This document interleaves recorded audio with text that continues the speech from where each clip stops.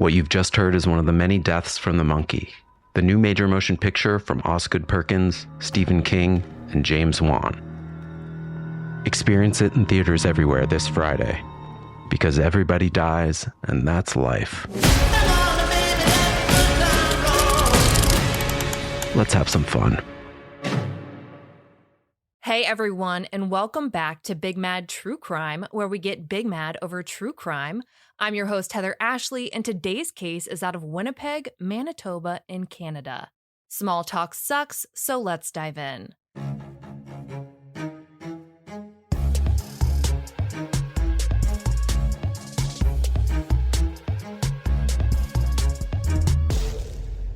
57-year-old Thelma Krull was wife, mom, and grandma goals. She was this super positive person that made everyone around her feel important. She would always have these positive quotes written down and lying around as a reminder to be a positive person. She and her husband, Robert, had been married for 29 years and they were very much in love. She was the ball of positive energy to his cool, calm, and collectiveness. Thelma and Robert's family were their entire lives, and pretty much everything they did revolved around their children and grandchildren, except for maybe hiking. Hiking was something that Thelma took a lot of pride in. She was passionate about it, and it honestly looks like it made her feel really empowered. At 57, Thelma and her older brother were actually training for this really intense 7-day hike that was coming up. On Friday, July 10th, 2015, Thelma went to work as usual as an admin assistant for a company that provides residential assisted living to people with physical and intellectual disabilities. She spent the day with her coworkers that she loved, and then she went home to the husband she loved. That night, the Winnipeg Sun reports that while Thelma's husband Robert watched a football game, she went out on the deck to read a book. When the game was over, Robert headed outside and the two talked for a while about what they were going to do the next day. Obviously, Thelma needed to train for her 7-day hike, so she was going to wake up early the next morning and go for a few-mile walk. They needed a new ladder, so she was going to finish her walk at the local Canadian Tire. From what I've heard from locals, Canadian Tire is the equivalent of a Home Depot. It's where the men of the world go to find their people on Saturdays and talk about all things that go clank, boom, and drill. They decided that she would take her walk and meet her husband at Canadian Tire. When she was on her way, she would call Robert and he would head over there and meet her with the truck so they could bring the ladder home. After doing that, they were going to pick up a birthday cake for their grandson's birthday party. The day was planned and the mosquitoes decided that it was feeding time, so around 10 p.m. they escaped the vampire bugs and headed inside. Thelma read a little more, watched some TV, and about an hour later, Toronto City News says that the two went to bed. The next morning, Thelma woke up early to go on her walk as scheduled. Robert was still sleeping, but according to CBC Canada, he thinks she left around 7 a.m. because he heard the dog whine when she left. His memory serves him well because at 7:23 a.m., a neighbor's home security camera showed Thelma walking down the road in their neighborhood. A little over an hour and a half later, Global News reports that Thelma's daughter tried calling her, but she didn't answer. Thelma was the kind of mom who would drop everything for you, but one missed call wasn't a huge red flag at this point. She was training, and frankly, people miss calls all the time. One missed call isn't going to set off a ton of alarm bells. But when 10 a.m. came around and she hadn't called Robert to say that she was on her way to Canadian Tire, and she wouldn't answer anyone's calls or texts trying to see where she was, everyone kind of knew that something wasn't right. It was so out of character for her to not keep in touch and not let everyone know where she was that by 10:30 a.m., her family reported her missing. Thelma was as predictable as they come, and in the best way. She was reliable. Everyone could count on her to be exactly where she said she would be, and they could count on the fact that she'd be taking one of the few routes that her family was very aware of, and they could also count on her to pick up the phone when they called. Never in a million years would Thelma just allow people to be worried about her and not do anything to put their minds at ease. With the police aware of what was going on, CTV reports that Robert and Thelma's daughter went out driving around her usual walking routes to see if they could find her, thinking that maybe she'd had some kind of medical emergency and needed help, or maybe even she was hurt. But they didn't see her anywhere. Her daughter took to Facebook, posting her mom's description and her walking routes, asking everyone to be on the lookout and to please share the post. The more eyes, the better. She was described as being 5'4" and 170 pounds, with short, dyed blonde hair with a purple streak in it. They said she was wearing a reddish-orange shirt with black capri pants, hiking boots, and a black fanny pack. They also included that she had her phone and wireless earbuds with her. The post was shared by local residents and all over Facebook groups, and people were 100% in. They were ready to do whatever they could to help find Thelma, so by that night, friends, family, and complete strangers got together to search. While they were searching, so were the police. According to the Winnipeg Free Press, police had eyes in the sky, along with search and rescue teams and a canine unit on the ground. But as hard as they searched, not a single trace of Thelma was found. The evening turned into darkness, and the searches had to end with no sign of Thelma anywhere. The next morning, Sunday, everyone's concerns were on another level. If she had just been out of communication for a hot minute because she was busy or forgot to charge her phone, okay. But this was going on 24 hours now. The police continued their trained searches, and her family, friends, and volunteers organized one of their own that evening. According to CBC Canada, more than 200 people joined in the search for Thelma that night. And let me tell you, Thelma's family was on it. They printed out maps for searchers that outlined the trails Thelma was known to walk and the areas beside them. They pointed out which areas had already been searched and led searchers to new places to check out so they could cover the most ground as possible in the quickest amount of time. I wish I could say that they found Thelma that night, but they didn't, and they didn't find her the next day either. However, on Tuesday afternoon, the Winnipeg Search and Rescue Team was seen putting up police tape around the Valley Gardens Community Center in Civic Park. Little red evidence tags were seen across the field. Global News reports it was a ping from Thelma's cell phone that led them there, and they found something. CBC Canada reports that the police had actually scheduled a press conference for that afternoon, likely to give an update on what they found, but the press conference was canceled almost as soon as it was announced, and without any explanation. CBC Canada spoke to Thelma's husband, Robert, who said that the police have some leads, so there's still hope. He said that he hadn't been sleeping well, but having family around had helped. He told the outlet that he can't imagine a life without Thelma. The brother Thelma was training to hike with was asked how the family was doing, and he told CBC Canada that they're just doing, that they wake up, check the nightmare, and go back to bed. On Wednesday, July 15th, 2015, the police finally held that press conference, and it's there we learned that during the search of Civic Park, they found Thelma's glasses. Civic Park would have likely been about as far as she went before turning back to head to Canadian Tire, so they believe she at least got that far. At the press conference, police say they believe Thelma was at the park sometime between 7 a.m. and 10 a.m., which is a pretty wide range, but they're keeping their options open. Knowing that she was seen on security footage at 7:23 a.m. and that her daughter tried calling her at 9 a.m. with no answer, the time frame of her disappearance is likely within those 97 minutes. Police said they're not ruling out any possibilities, but the community and honestly people all over the world were juggling their own theories. Some assume that she must have been living this secret life and this walk while her husband was asleep with a 3-hour window was her perfect time to escape and run off. Others considered that she might have used that time to commit suicide. But the people who knew Thelma knew those were not possibilities, not even for a second. Like we said earlier, Thelma was the positivity train that glued her family together. She had everything she ever wanted, and there wasn't a chance in hell that she voluntarily just walked away from it. Those who knew Thelma knew in their hearts that something bad had happened and at the hands of someone else. They held out hope and they held on to it for as long as they could, but they were really worried that Thelma had been abducted.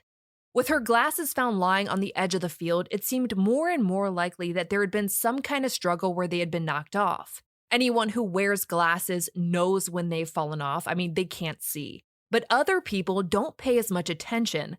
Glasses on other people are one of those things that our minds tend to ignore. How many times have you seen a friend and been like, "You look different, but I can't figure out why." And then you realize it's because they're not wearing their glasses.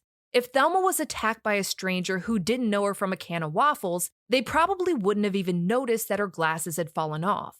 With this new information, police asked that anyone who was out at Civic Park that morning, jogging, walking, playing tennis, playing football, to please contact them to see if they might have seen or heard something that they didn't realize was relevant at the time.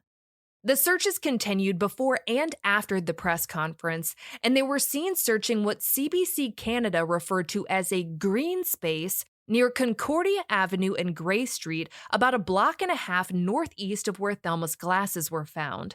The following day, Thelma's case took a heartbreaking turn.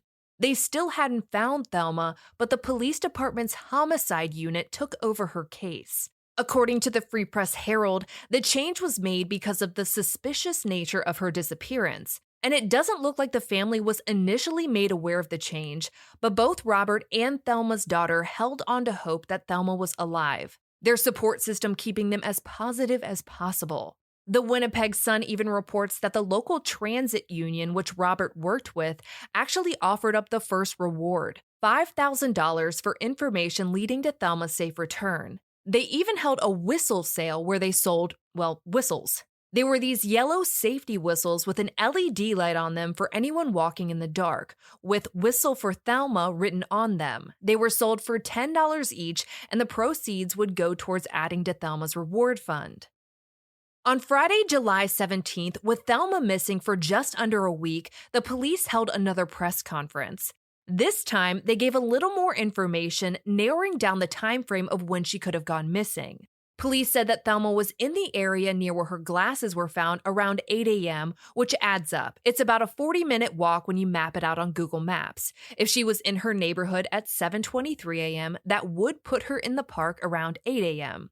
Knowing her daughter called her at 9 a.m. with no answer, the window of her disappearance went from 97 minutes to the 60 minutes between 8 a.m. and 9 a.m. They don't say that Thelma was seen on CCTV footage at 8 a.m., but they do release some still photos of people who were seen on CCTV around the time she disappeared. These people were not considered suspects. The police just wanted to talk to them about what they might have seen or heard. In an article by CBC Canada, the police admit that they're grasping at straws at this point, but they're not giving up on Thelma. If they have to release photos of potential witnesses to try and get a lead, that's what they're gonna do. Saturday, July 18th marked a full week of Thelma being missing. Thelma's daughter held a Help Light the Way walk in honor of her mother and encouraged people to walk the trails with headlights and flashlights. CBC Canada reports that roughly 300 people took part in this walk. In the downtime between press conferences, there was some talk online about a pair of headphones being found on one of the searches. I should note that the finding of said headphones has never been mentioned by any mainstream media outlets, and generally I wouldn't mention anything that hasn't been confirmed by verified sources, but I've seen the headphones mentioned by multiple locals throughout the case, so I think it's worth mentioning. The following day, another press conference was held and more still photos of potential witnesses were released. Police say they've gotten more than 100 tips about Thelma's disappearance, but are still struggling to make any headway in the case. According to CBC Canada, law enforcement was asked if there had been any activity on Thelma's bank account since she disappeared, and they kind of skirted around the answer, but in an interview Robert did with Global News, he said that even though Thelma had her fanny pack on when she left the house that morning, all of her bank cards were still home and her bank account, email, and Facebook hadn't been touched since she went missing. When law enforcement was asked about other items of Thelma's being located, we heard about those headphones, police said that other items had been located, but they couldn't go into specifics. At this point in the case, a lot of people were suffering from past tense-itis and had come down with husband did it fever. Every single thing Robert said about his wife was picked apart until words didn't even sound like words anymore. He had spoken about her in the past tense when doing an interview, and it lit the internet on flat earth fire. It's almost as if because there were no answers, people just hyper-focused on Robert, even though there was no indication at all that he was involved. For all intents and purposes, he was just a husband who was in an excruciating amount of pain because his wife was missing, and now he was having to deal with this pot of boiling bullshit on top of it. Regardless of the court of public opinion, though, Robert and the rest of Thelma's family went full steam ahead, making sure that no one could forget that Thelma was missing. They put up Wear It Purple posters and asked that everyone wear purple on that specific day to bring more awareness to Thelma's case. A lot of people might wonder how that would help with anything, but remember that Thelma's searches and walks were attended by hundreds of people. If hundreds of people are walking around Winnipeg wearing purple on a Wednesday, someone is bound to ask why, which is a great conversation starter into Thelma being missing. There's that, and it gave people who felt ultimately helpless at this point something to contribute to the cause. The police had taken over searching, and her family and friends were left to wait for updates. Doing these walks and Wear Purple days gave them a way to reach out to the community and do something, anything to help.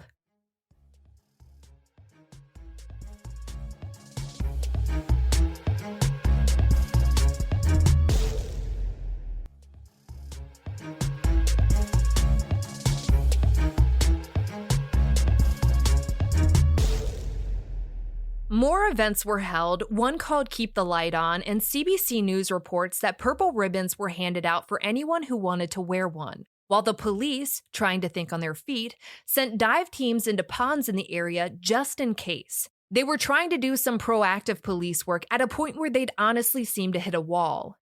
July came and went, and in the first week of August 2015, CBC Canada started reporting about several women who had been either walking or jogging when they came across some kind of wallet or envelope filled with thousands of dollars of cash. When the women would bend down and pick up the cash, a man on a bike would come out of freaking nowhere asking if they'd found something, then the dude would take the cash and be gone. No one had been hurt, but it seemed strange and possibly predatory as fuck. I mean, he hadn't attacked anyone, but what in the hell was this guy doing? And is this what happened to Thelma? Had she been attacked when picking up the bait? Nowadays, this sounds like some shit you'd see someone posting on TikTok to see if someone would take the money, but these women weren't given the chance to take the money before some random guy was there to ask for it back. People wondered if this nameless creeper was setting some kind of trap, and the police encouraged the women to file formal complaints. I reached out to a police officer to ask what, if any, of what this guy was doing was criminal, and he said technically nothing, but it's something they would definitely take a report on, especially if it had happened multiple times.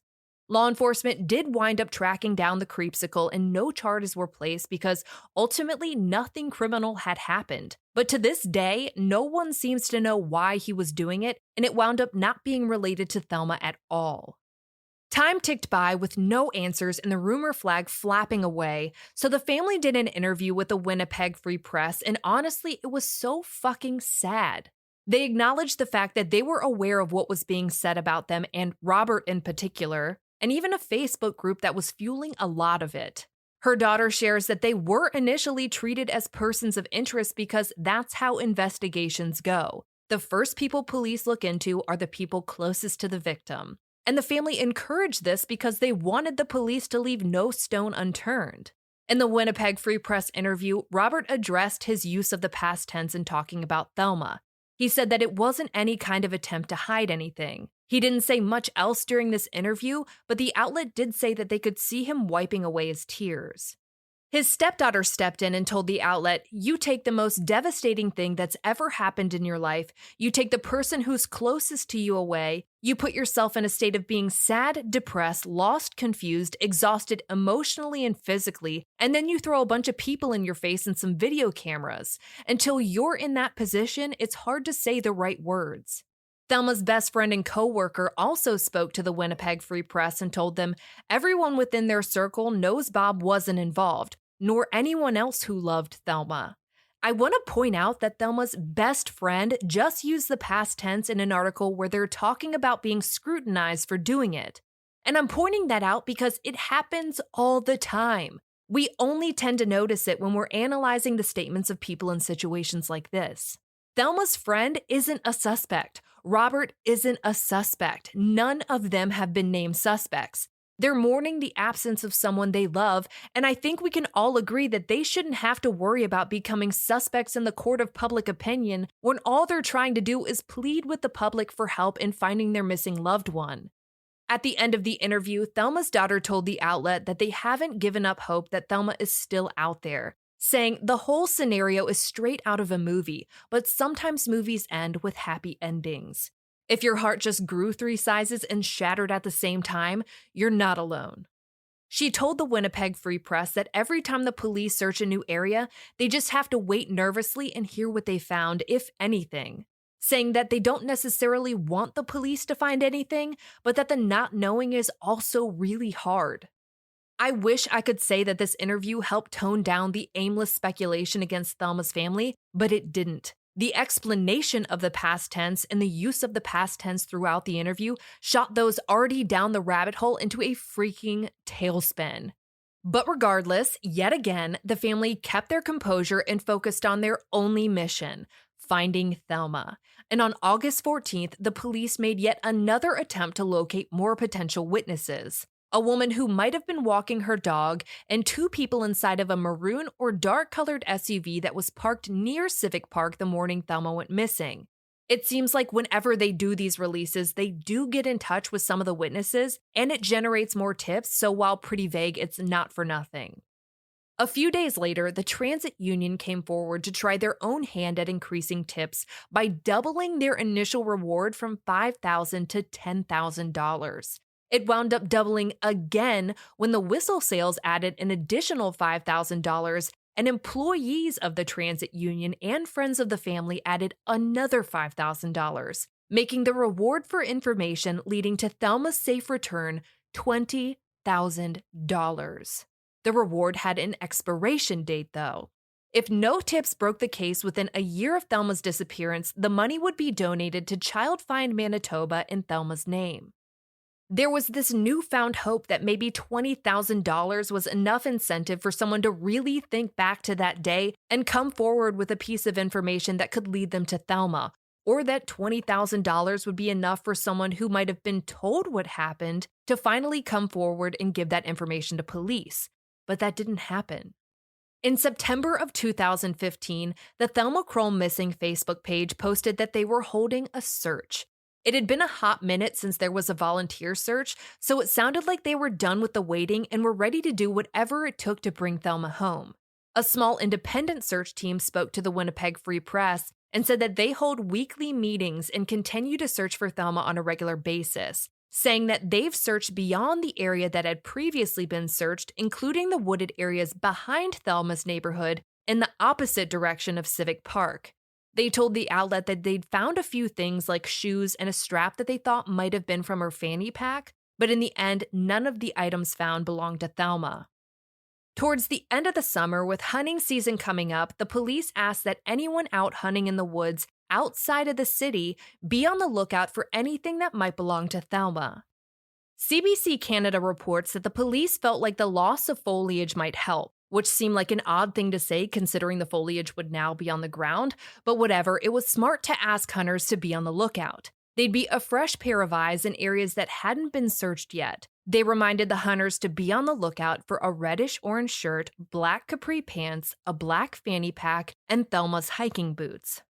But hunting season, Thanksgiving, and Christmas all came and went with no signs of Thelma or any of her belongings. Her daughter told the Winnipeg Free Press that Christmas was her mom's favorite time of year, but this Christmas, it was hard to even listen to Christmas music or say Merry Christmas with her mom still missing. She told the outlet that the sayings her mom told her over and over as a child, like everything happens for a reason and karma will prevail, have been shattered in 6 months. Global News did an interview with Thelma's boss, who told the outlet that they'd had someone come in to do Thelma's work, but that they aren't ready to fill her position.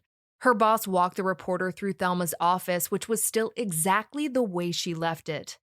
She had an inspirational quote on a sticky note that read, "The harder the conflict, the more glorious the triumph," and her mouse pad was a picture of her daughter and her grandson. He told the outlet, "I'd like to say that as time goes on, it gets easier, but it doesn't really."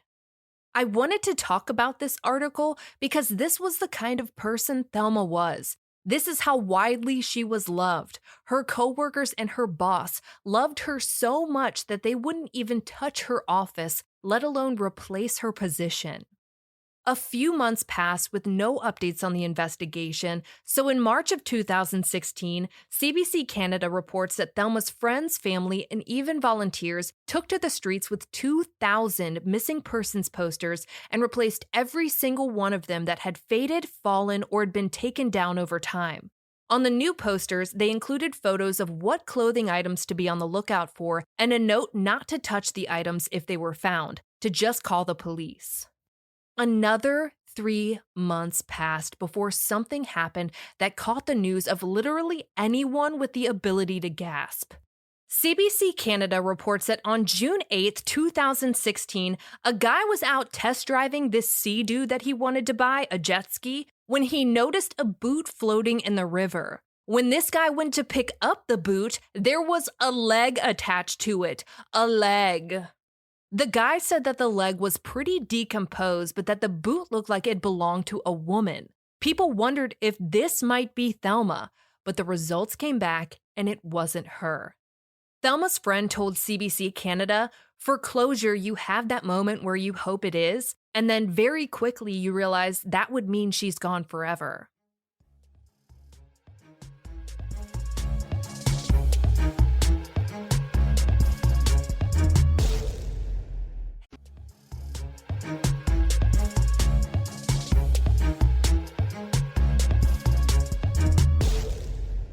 On July 11th, 2016, the one-year anniversary of Thelma's disappearance, the police held a press conference to give an update on where the investigation stands. In a shock to everyone, they said that the investigation uncovered signs of distress, which was news to everyone, because up until this point, all anyone knew was that her glasses had been found.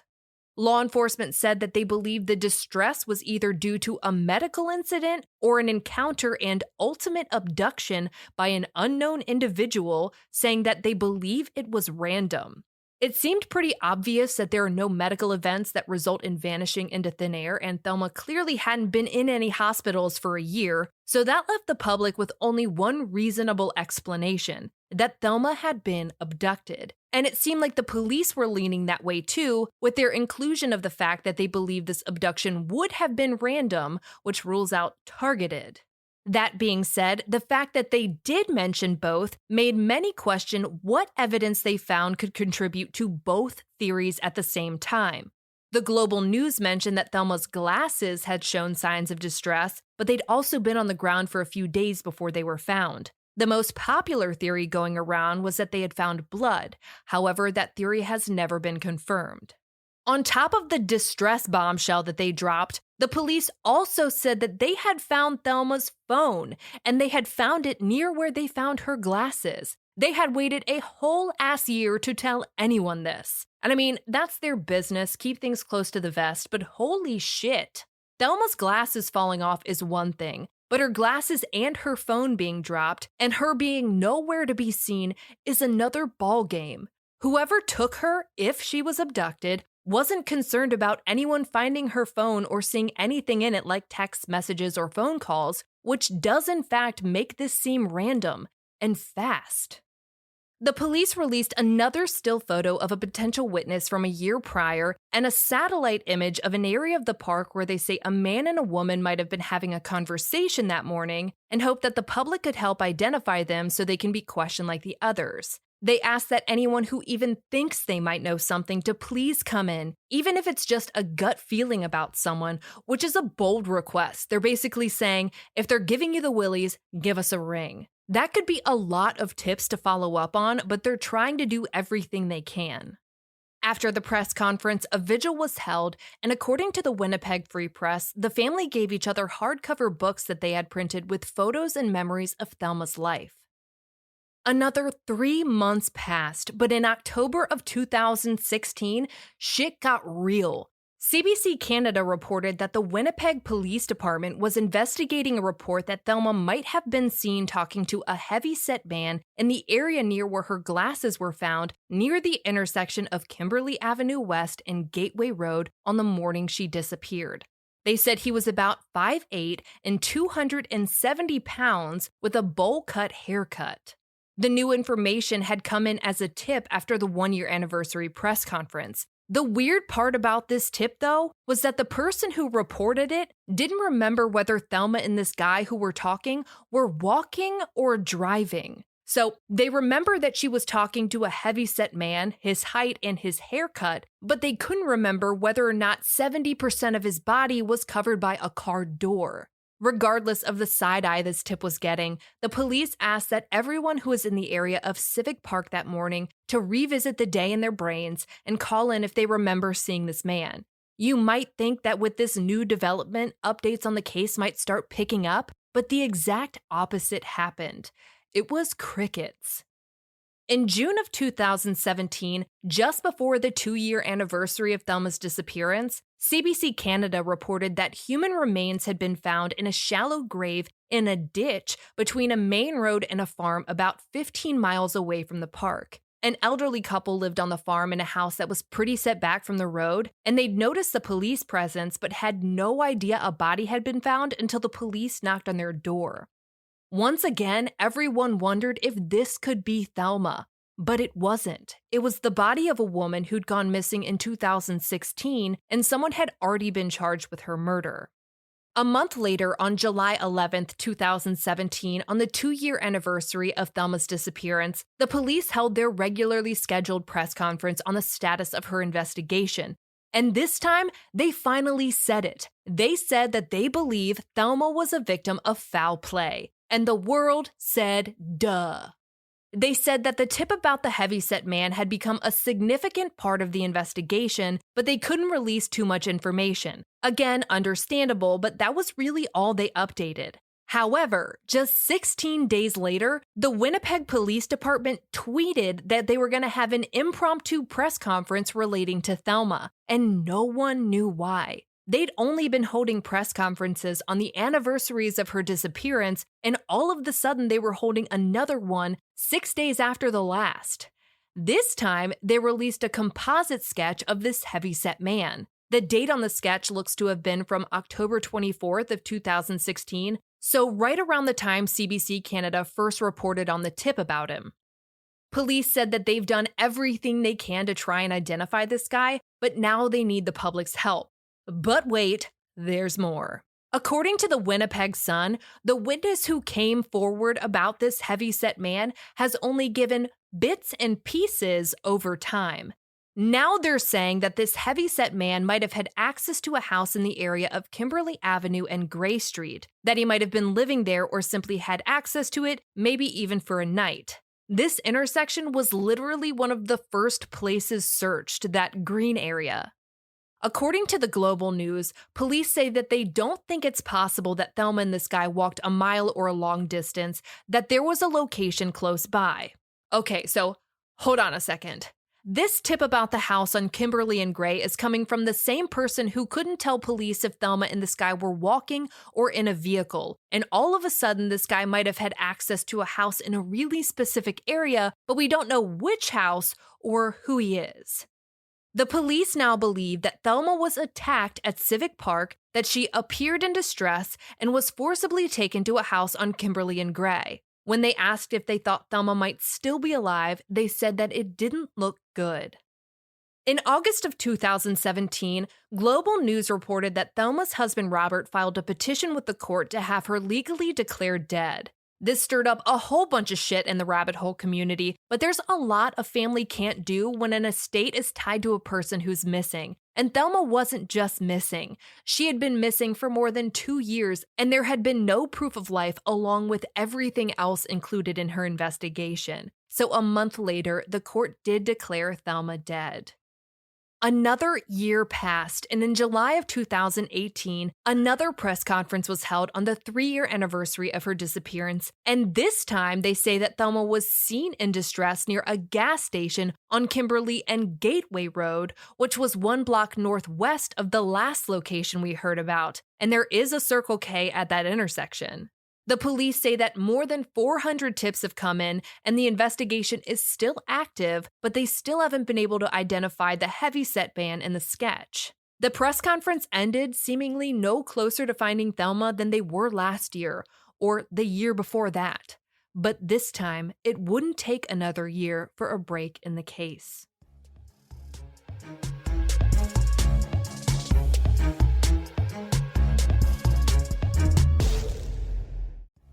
Your old or broken phone can let you down, but at Verizon, trade in any old phone from our top brands and get iPhone 16 Pro with Apple Intelligence with a new line on My Plan and iPad and Apple Watch Series 10. After all, you don't want your old phone to die on you when you're lost. Perfect. Or for your broken phone to glitch at the worst possible time. Hey, can I get your number? Oh. Trade in your old phone for a brand new iPhone 16 Pro, iPad, and Apple Watch. Visit Verizon.com today. Additional terms apply. Service plan required for Apple Watch and iPad.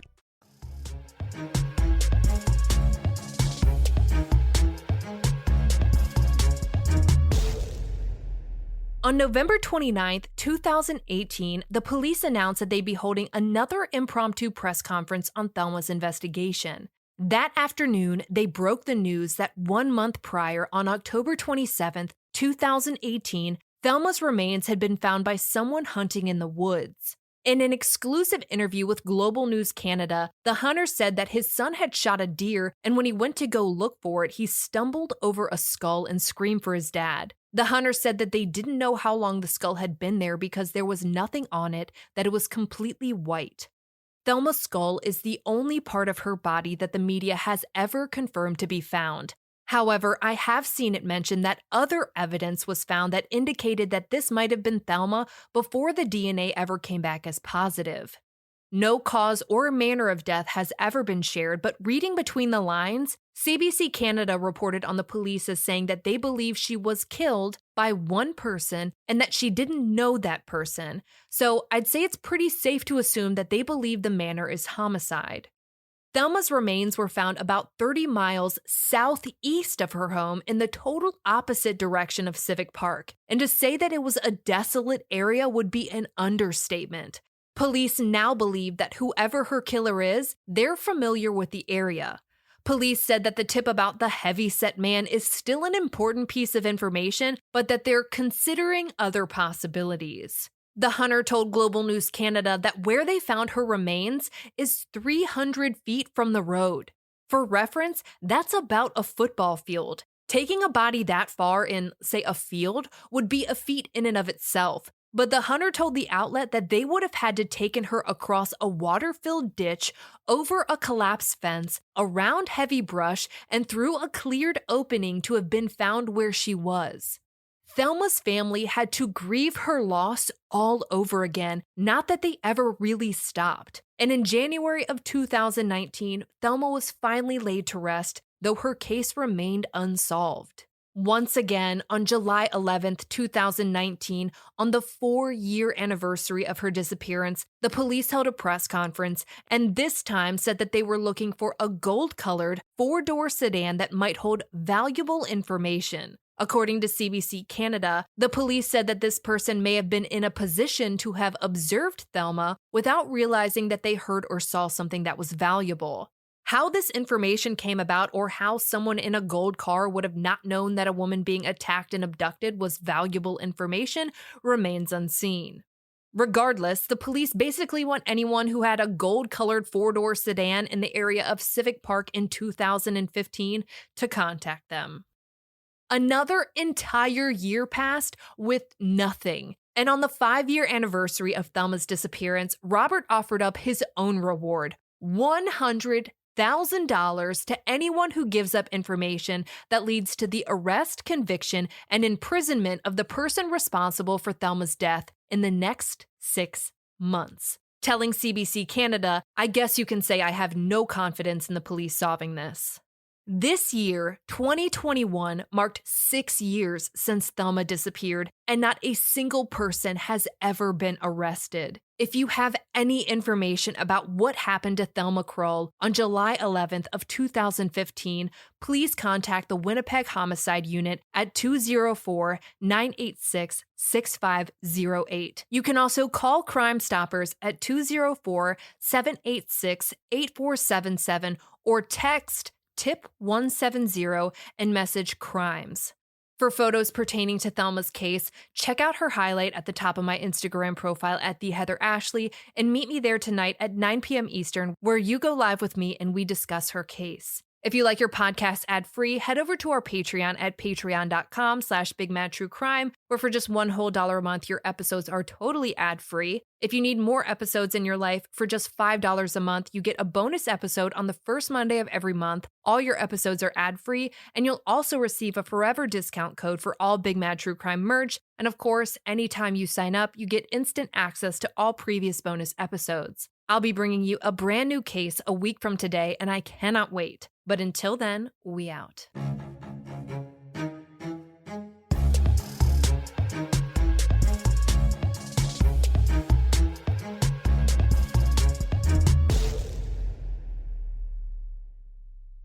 Master of horror Stephen King raves about the monkey. You've never seen anything like it. It's insane. The monkey that likes killing our family, it's back. Critics are calling it the most fun horror movie in years. It's a bloody, bloody, bloody fun time. Dad, I'm scared. I know. From producer James Wan and Longlegs writer-director Osgood Perkins comes the horror movie event of the year, The Monkey. Rated R. Now playing in theaters.